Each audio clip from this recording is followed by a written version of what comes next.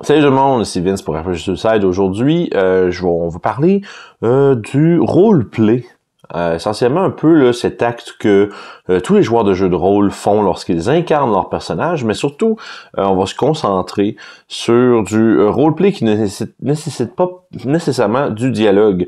Je parle donc un peu là, du roleplay troisième personne, descriptif, des trucs comme ça. J'avais eu souvent des commentaires, plus il y a ça bien longtemps quand même, mais tu sais, des gens des fois qui disaient comme tel joueur, il parle à la troisième personne, j'aime pas ça, mon immersion, puis j'ai trouvé ça bizarre.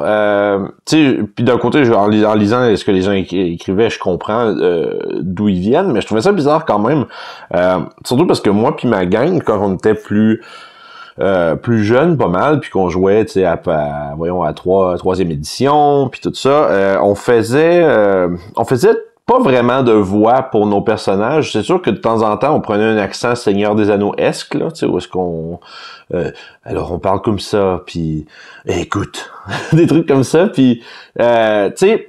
Puis c'était vraiment merveilleux, mais sauf que là où je veux en venir, c'est que je pense que c'est important, surtout pour les nouveaux joueurs, puis les nouveaux joueurs qui arrivent d'avoir peut-être vu Critical Role, des trucs comme ça, des actual play avec des acteurs, des trucs comme ça, où les personnages sont incarnés de façon très théâtrale par leurs joueurs. Moi, ce que je dis tout le temps à des gens qui commencent à jouer, c'est si tu veux faire des voix pour ton personnage, vas-y. Si tu ne veux pas en faire, parfait. Moi, j'aime beaucoup, puis moi personnellement, je trouve ça cool, un personnage qui, on va dire, qui a pas de voix. Tu sais, qui est pas nécessairement tu sais, un joueur qui va jouer son personnage juste en décrivant comment il se comporte, qui va faire part un peu de la psychologie de son personnage. Genre, ok, mon personnage est stressé en ce moment. Puis tu sais, je vais lui dire que j'accepte pas son offre, mais je vais essayer de l'intimider, puis tu sais, j'essaie de pas avoir la stresser, mais c'est important. Puis tu sais, bref, d'écrire à la troisième personne un peu. Puis moi, ce que je trouve cool, c'est que ça nous permet tous de s'imaginer quelque chose de différent. Ça nous laisse plus de paramètres avec lesquels laisser aller son imagination. Puis je sais que je suis clairement pas, je pense pas que c'est la majorité des gens nécessairement qui aiment ça comme ça, mais puis j'ai déjà eu des de mes joueurs, tu sais, qui étaient vraiment pas à l'aise avec l'idée d'essayer de faire des voix, qui sont pas capables de faire des dialogues à la dernière minute, un peu d'improviser des trucs à dire, puis tu sais, ils disent ouais, mais c'est vraiment pas cool quand que mon personnage parle, c'est toujours un peu cringe, puis genre il y en a qui ressentent ça puis qui aiment pas ça. Puis à ces gens-là, je vous dis il y a aucun problème. Faites juste pas parler votre personnage, quand il vient le temps de faire du dialogue, hésitez pas à juste annoncer un peu qu'est-ce que votre personnage veut transmettre comme information. Tu sais, c'est comme ok, ben là je veux l'avertir que tu sais s'il fait pas ce qu'on lui demande, ben là tel autre groupe ils vont arriver puis ils vont voler toutes leurs affaires, puis mais par exemple qu'on serait prêt à les aider pour un montant. Puis tu sais t'as pas de dialogue qui a été dit dans tout ça, mais on comprend qu'est-ce que le personnage... Tu sais, c'est comme si on imagine la caméra qui est un peu loin, puis on voit ton personnage qui parle avec le PNJ, puis ils sont juste de même. Puis tu sais, puis on voit qu'il parle, mais on sait pas exactement qu'est-ce qu'il dit, mais on sait que il y a une intention qui est prêtée, puis il y a une discussion quand même entre les deux personnages dans le monde du jeu. Puis ça, je trouve ça merveilleux parce que des fois, on est trop concentré à essayer d'avoir la bonne phrase à dire ou avoir, tu sais, d'utiliser les bons mots puis d'avoir son accent puis etc.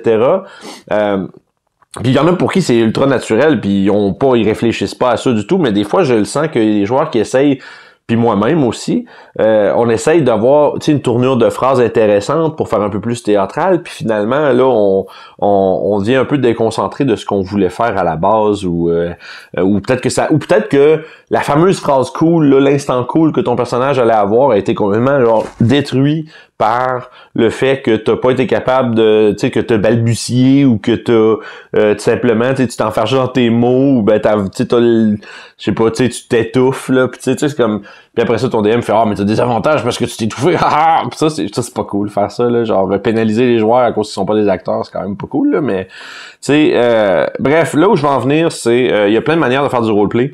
C'est je te dirais le facteur le plus important pour qu'un roleplay soit réussi là, c'est la constance. Si votre personnage est constamment tu sais, comme je dirais, il y a un personnage tu sais, un personnage de peur du noir, tu sais, qui a tout le temps peur du noir, puis qu'à un moment où c'est vraiment important, il a peur du noir, man. Puis tu sais, tu décris comment toujours là, il y a tu sais, comment il y a son espèce d'attaque de panique ou son anxiété, des trucs comme ça.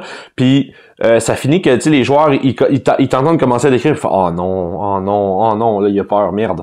Puis là tu sais, puis ça peut être ça ou quand t'as vu de l'or, ton personnage devient un petit peu fou, ou ben quand il y a tu sais des gobelins peut-être qui deviennent spécifiquement hargneux, puis tu sais c'est comme ok s'ils se sauvent, moi je cours après jusqu'à ce que je les tue toutes, tu sais. Puis tu sais ça c'est du roleplay.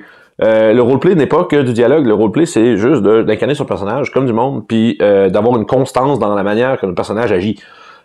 Puis je trouve ça dommage, puis ça arrive pas souvent, puis pour vrai, puis dans la vie de tous les jours, là, dans la table, à chacun de nos games, je suis sûr que ça arrive vraiment très peu souvent, mais des fois, je vois des commentaires passer que tu sais, lui, tu sais, qu'un joueur fait des voix ou un joueur fait pas de voix ou etc. Mais ça, c'est pas important. Ce qui est important, c'est que vous ayez du fun à jouer avec votre personnage, que le reste de votre groupe ait du fun avec votre on va dire, la façon dont vous jouez votre personnage. Puis, tu sais, ultimement, c'est juste ça, Donjons Dragons puis les jeux de rôle, là, c'est de jouer ça, c'est d'avoir un personnage qui est pas nous. Puis c'est pas obligé d'être une voix. Ça peut être juste des actions, ça peut être du descriptif. Puis bon, en tout cas, je voulais faire un petit 2 minutes qui s'en est transformé en 6 là-dessus, juste pour un peu émettre mon point de vue. Puis je suis curieux, est-ce que vous êtes d'accord avec ça? Est-ce que pour vous, un personnage doit absolument être incarné avec une voix?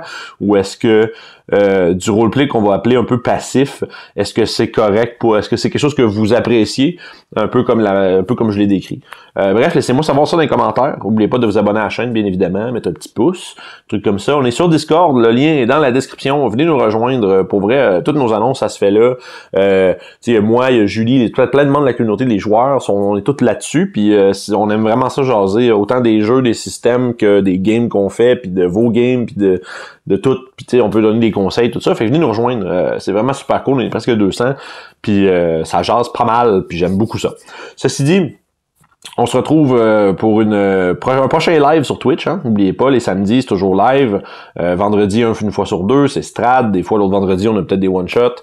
Fait que vendredi, samedi, après j'ai sur le Twitch. N'oubliez pas ça. Puis, on se reprend la prochaine fois, les amis. Bye bye.